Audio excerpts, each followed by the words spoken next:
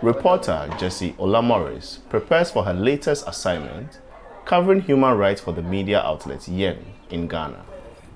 Her coverage on migration, street hawkers, and homelessness helps expose gaps in social policies and inspires advocacy. I've always wanted to be the voice of the voiceless, speak for people who cannot speak for themselves. That drive expanded when Olamorris joined a training program that introduced her to how cartels, politicians, and businesses move money from illegal activities across borders. Evading taxes, human trafficking, money laundering, and all of these were issues that were everyday issues. Sometimes you see them and then you just take them as normal things, but they were really things that were hurting the country. The United Nations estimates Africa loses 88.6 billion a year, or 3.7% of Africa's combined GDP, to the cross-border movement of money linked to illegal activities. These illicit financial flows, or IFFs, come from a range of sources including illegal extraction of resources such as gold, cocoa, timber, and fisheries.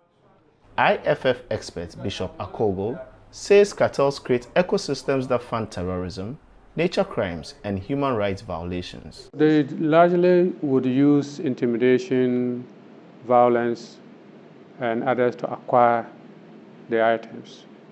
They use, for example, they would child labor to produce some of the items that they can then ship to other places. They also use bribery and corruption to corrupt the system.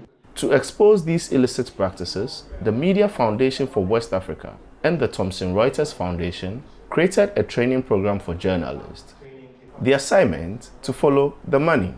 The program teaches investigative reporting, fact-checking, and how to analyze company records and statements. The areas of covering illicit financial flows is an area where you are dealing with the wealthy and powerful. And therefore it is important that we will equip you with both the skills and the resilience to be able to cover that subject. The project has trained about 40 investigative journalists over 2 years.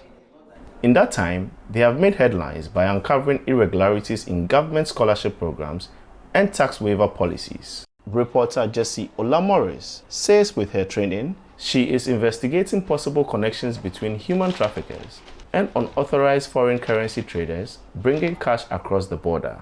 Nobody checks the source of the money at the borders because they are unapproved routes. So if it's involving human trafficking or any of these illegal activities, nobody knows.